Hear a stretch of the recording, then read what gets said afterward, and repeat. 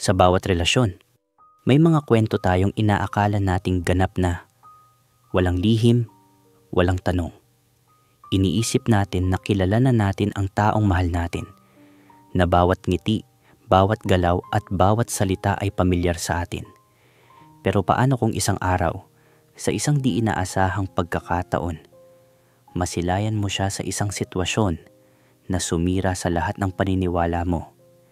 Sa isang pagkakataon na magbubukas ng pinto sa mga tanong na hindi mo sigurado kung kaya mong sagutin. Handang-handa ka pa bang mahalin siya, ang taong pinili mong samahan at pagkatiwalaan, kahit biglang lumabas ang mga lihim na matagal na niyang tinatago? O ito na ba ang panahon para tuluyang bitawan ang lahat ng inakala mong totoo? Welcome sa M2M Desires, kung saan binibigyang boses natin ang mga kwento ng pag-ibig, pagnanasa, at mga lihim na hindi madaling ikwento. Mga kwentong minsan ay masakit, minsan ay nagdudulot ng pag-asa, at laging totoo.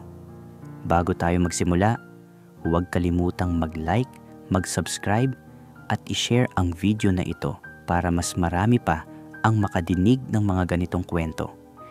I-on nyo rin ang notification bell para lagi kayong updated sa mga susunod naming episodes.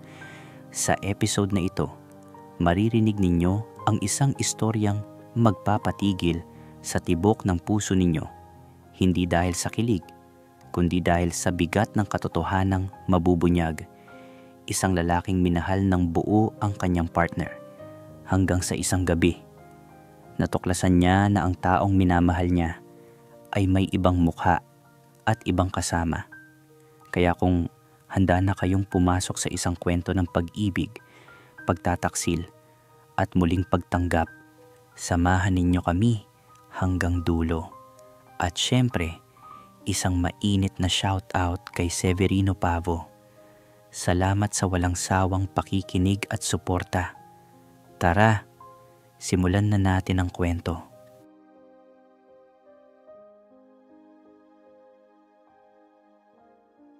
3 taon na kaming magkasama ni Miguel, Kuya Will.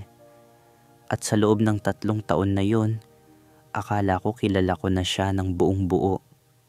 Alam ko ang mga simpleng bagay na nagpapasaya sa kanya. Yung hilig niya sa mga lumang libro na binibili namin sa second-hand shops sa Cubao tuwing weekend, kahit amoy lumang papel na halos sumisingaw sa plastic bag. Alam ko rin na sobrang takot siya sa horror movies, pero kahit nanginginig minsan at halos takpan ang buong mukha niya ng unan, game pa rin siyang manood kasama ko tuwing Friday night. Tapos magpapa-escort siya sa banyo pagtapos na ang movie. Nakakahawa rin yung tawa niya, lalo na kapag nanonood kami ng comedy shows. At yung simpleng habit niya na magham ng kung ano-anong kanta habang nagluluto ng breakfast.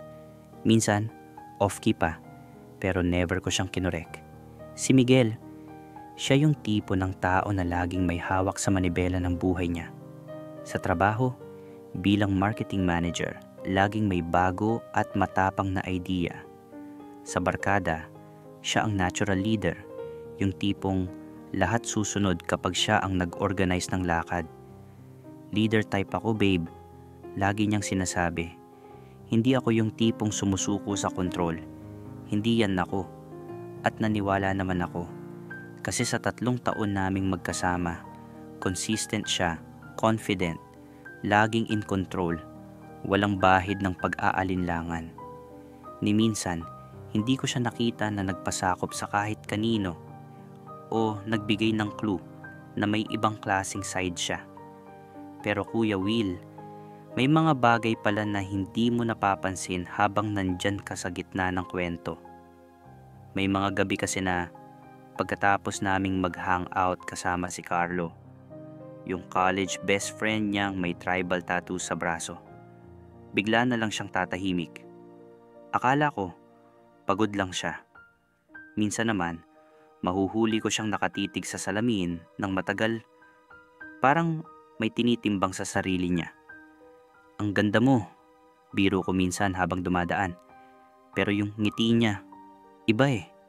Parang may tinatago.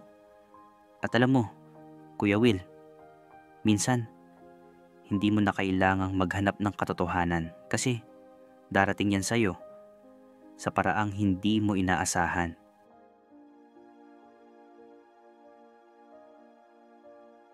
Nakalimutan ko ang wallet ko sa apartment ni Miguel noong Biyernes na yon. Oktubre 15, eksaktong petsa kasi anniversary ng first job ko at may celebration kami sa office. Stress ako noon kasi may importante akong client meeting sa Lunes at nandoon sa wallet yung business cards na kailangan ko. Bumalik ako bandang alas 7 ng gabi gamit ang spare key na binigay niya sa akin 6 na buwan na ang nakalipas. Malaking milestone yon sa relationship namin. Sinabi niya kasing mag-o-overtime hanggang late. May presentation daw sa isang malaking multinational client. Babe, sorry, late uuwi ako today. May emergency presentation kami. Probably around 10 or 11 p.m. pa. Text niya sa akin bandang alas 3 ng hapon.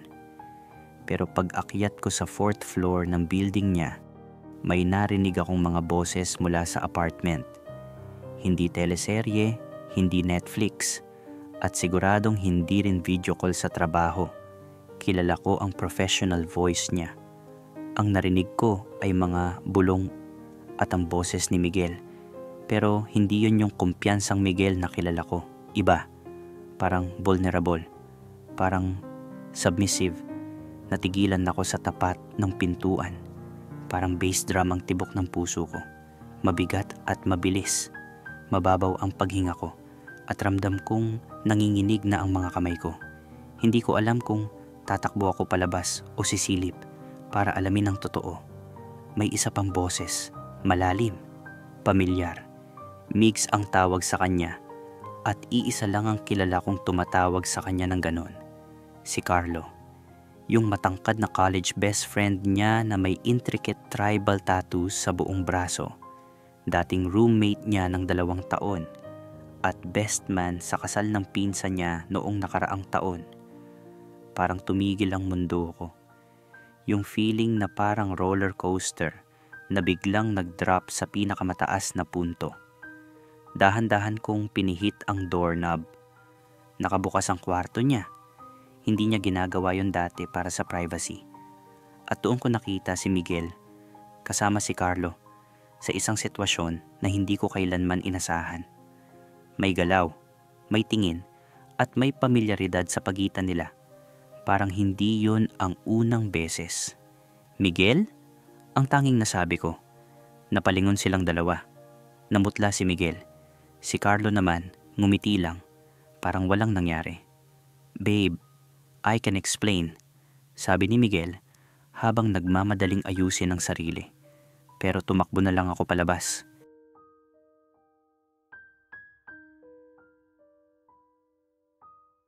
Tatlong araw kaming hindi nag-usap.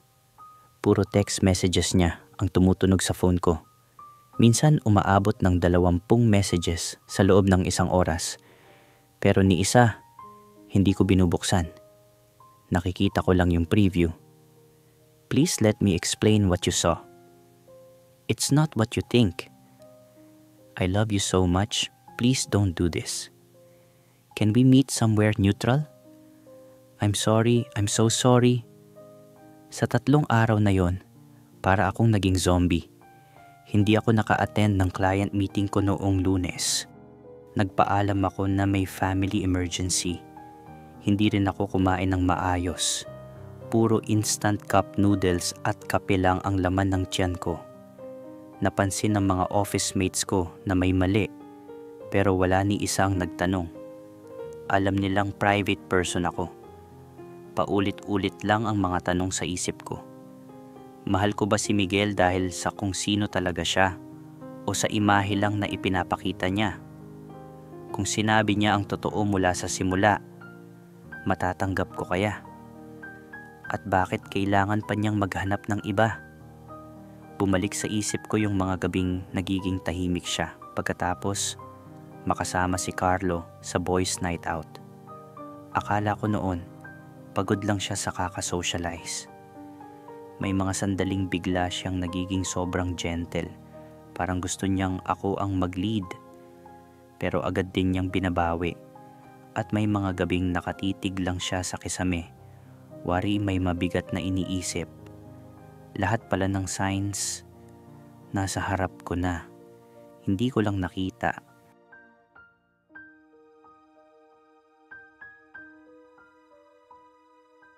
Wednesday night, pumunta si Miguel sa apartment ko. May dalang coffee at sunflowers, yung favorite ko. Pero mukha siyang pagod, puffy ang mata, gulo ang buhok. Please babe, let me explain lang. 5 o 10 minuto, sabi niya. Pinaupo ko siya sa living room. Nakita ko si Miguel, yung Miguel na minahal ko. Pero may iba siya ngayon. Mas totoo, mas walang pretensya. Sino si Carlo sa buhay mo? Tanong ko. Friend ko sa college, roommate ko for 2 years. Pero with him, hindi ako kailangan mag-pretend. Pretend to be what? Pretend na leader sa lahat. Pretend na dominant. Pretend na laging may control. Napakunot ang noo ko. Miguel, ano ibig mong sabihin? Ibig kong sabihin, minsan natural lang sa akin na maging follower. Yun ang comfortable ko. Pero nung naging tayo, akala ko kailangan kong maging consistent sa image na na-fall ka sa akin. Kailan pa kayo ni Carlo? Nung college pa. Pero recently, mga 6 na buwan na ang nakakaraan, naging close ulit kami. 6 months? Tumayo ako. Hindi yan one-time mistake. 6 na buwan ng lies. Huwag mong tawaging betrayal sa sarili ko. I called it outlet, emotional relief, separate sa relationship natin. Outlet? Napaharap ako sa kanya. Miguel, may emotional at physical connection ka sa ibang tao for 6 months. Outlet lang. Nagsimulang umiyak si Miguel. Alam ko na mali ako. Pero hindi ko alam paano ko ire-reconcile yung part ng sarili ko na yon sa relationship natin. Umupo ako sa harap niya. Miguel, bakit hindi mo sinabi sa akin?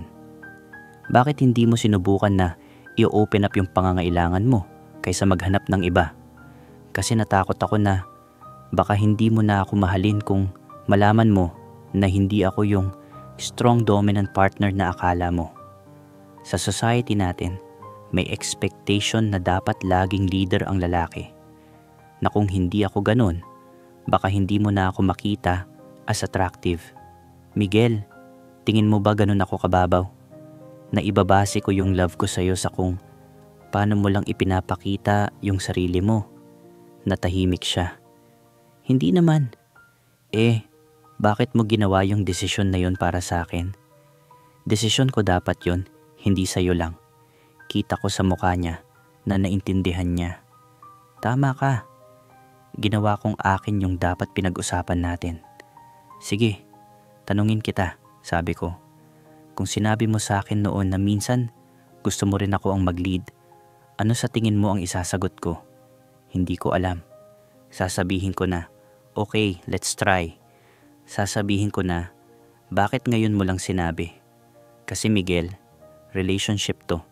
Hindi performance, hindi contest. Hindi kita sinamahan para sa isang version mo lang. Tumingin siya sa akin at parang bumalik ang kulay sa mukha niya. Pero ginawa mo na sa iba. Ibinigay mo kay Carlo yung intimacy na dapat sa atin. I'm sorry. I'm so sorry.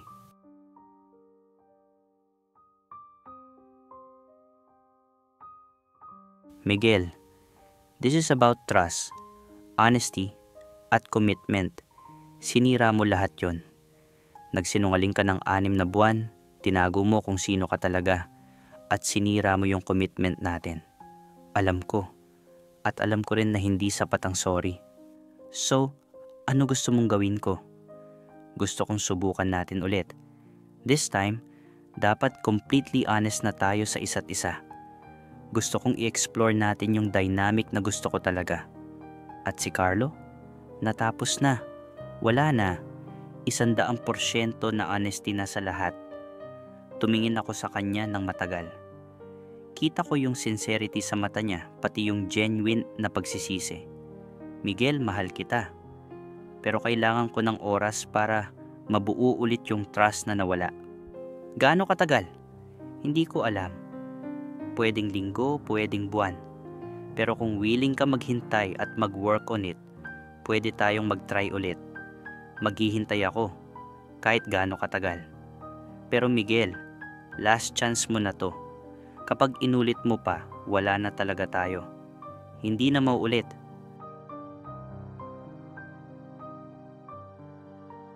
Sa mga sumunod na buwan, iba na ang naging takbo ng relasyon namin. Hindi siya instant na balik sa dati, kundi dahan-dahang pagbubuo ulit. Naging habit namin ang weekly check-ins at honest conversations tungkol sa feelings at needs namin. Okay lang ba kung this weekend, ikaw naman ang mag-decide ng lahat? Tanong niya sa akin isang gabi. Of course. Actually, excited ako. Curious din ako kung ano yung feeling na maging mas assertive. At doon namin na-realize na mas flexible pala kami kaysa sa inaakala namin. Mas nag-e-enjoy kami kapag may exploration, kapag walang fixed na roles. Nalaman ko rin na mas attractive si Miguel kapag vulnerable siya, kapag hindi niya pinipilit maging perfect all the time. Pagdating ng 6 na buwan, mas matatag na kami. Hindi dahil nakalimutan namin yung nangyari, kundi dahil natuto kaming maging honest, open, at tanggap ang imperfections ng isa't isa. Natuto si Miguel na maging komportable sa pagiging vulnerable niya.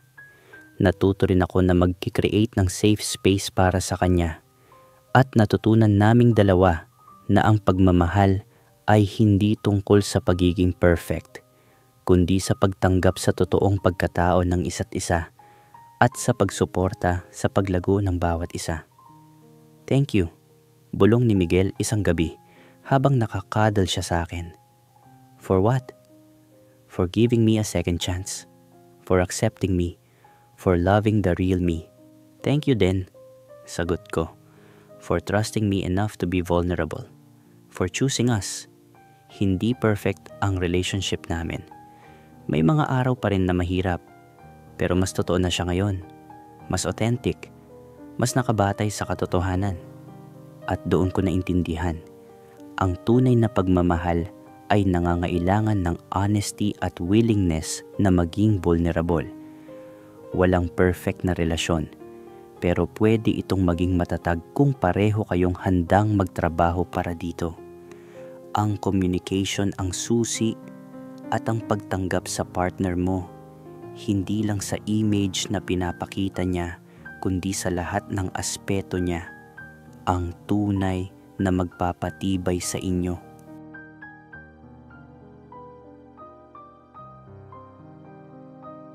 Isang kwento ng 2 taong nagmahalan, pero muntik masira dahil sa isang lihim na matagal nang itinatago. Sa simula, akala mo tapos na lahat kapag may pagtataksil. Pero minsan, may mga pusong handang makinig, handang magpatawad, at handang magtama ng mali, kahit masakit, kahit mahirap. Ang kwento ni Miguel ay paalala sa atin na sa isang relasyon, hindi sapat ang pagmamahal lang. Kailangan din ng katapatan kahit minsan nakakatakot magsabi ng totoo. Dahil kapag natuto kang maging tapat, hindi lang puso ang nabubuo, pati tiwala. Mga natutunan natin ngayong gabi.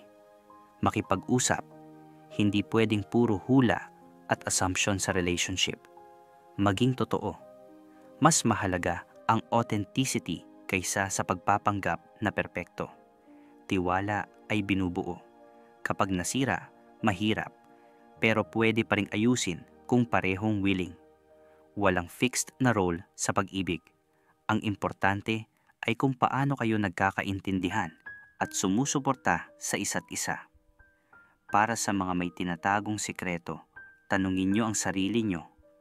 Mas mahalaga ba ang takot nyo na hindi matanggap kaysa sa chance na mas lalalim ang pagmamahalan ninyo kapag naging totoo kayo. At para naman sa mga nakaranas ng betrayal, kayo lang ang makakapagdesisyon kung karapat-dapat pang bigyan ng isa pang pagkakataon ang taong nanakit.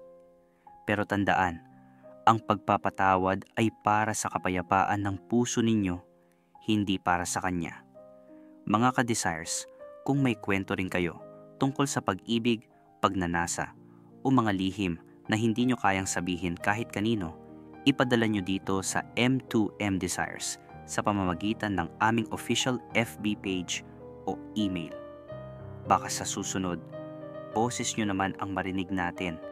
At kung nagustuhan nyo ang episode na ito, huwag kalimutang mag-like, mag-subscribe at i-share para mas maraming makarinig ng mga kwentong tulad nito.